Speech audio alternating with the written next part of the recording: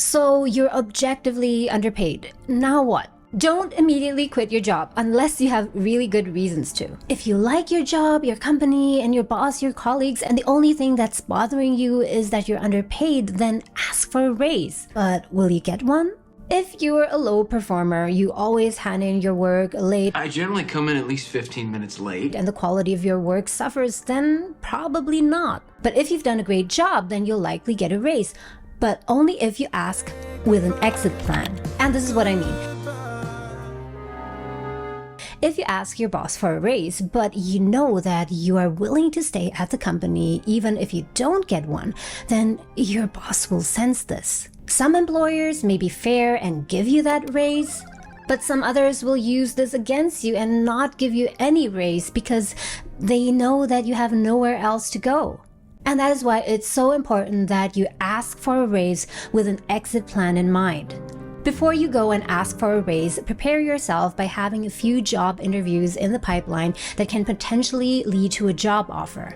Because if you actually have options and if you are willing to walk away should that salary increase not happen, then your employer will take you seriously. And so you have to put your case forward powerfully and disagreeably. Now, you don't want to do it too disagreeably because then he's going to think that you're a son of a bitch and maybe he's not going to give you anything and maybe you'll get fired for being mouthy and all of that. They will know that you're not just bluffing, but that you mean business. Yes, like the time when I wanted to quit my banking job and handed in my resignation letter to my boss, and my boss replied by asking me how much. As in, how much of a salary raise do you want so that we can keep you here? I declined anyway and quit my job, but that's another story which I already told in another video which you can watch up here. Okay, but what if you've already made your preparation, you have all those job interviews in the pipeline and things are happening and you don't get any decent raise beyond like 5%? 6% after all we've been through? What do you do then? Then simply don't waste your time any longer. Go and run.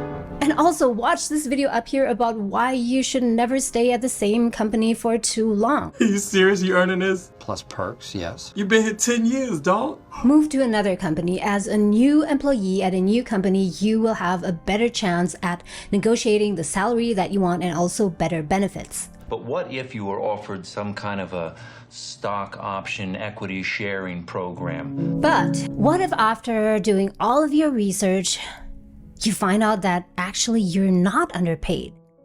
You find out that, nope, it seems like I don't deserve to get paid more after all.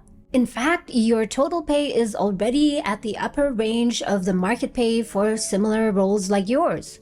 You're adequately paid according to market data, but something else is bothering you. Let's say you're already being paid $170,000 per year or even $185,000 per year, but you still somehow feel underpaid and underappreciated. So what's going on now?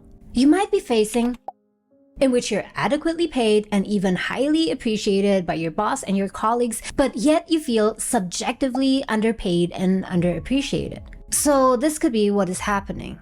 You feel that you are being underpaid relatively to your potential. If you are the type of person who is never satisfied with your own achievements, you will always be comparing yourself to a potentially better version of yourself. Perhaps you already have a good job and great pay now. Oh, what do you do there? I sit in a cubicle and I update bank software for the 2000 switch.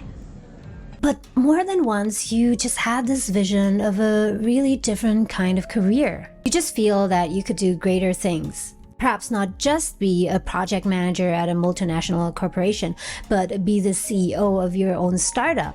Maybe you're not satisfied by the praise you get for your fabulous design work at that marketing agency because that's not what actually matters to you. You'd rather get appreciated, let's say, for cooking that perfect souffle. Perhaps you even believe that you're much better suited to work in a totally different industry. There's a job out there in which you could be better than the average, in which you could excel, and even demand more pay and more appreciation for your work, which is on a totally different level. Whether you're objectively or subjectively underpaid, life is just too short to wait it out. So use the situation of being underpaid and underappreciated, whether or not it's actually true, as momentum for change. Don't be one of the majority of employees who feel unfairly paid but stay stuck.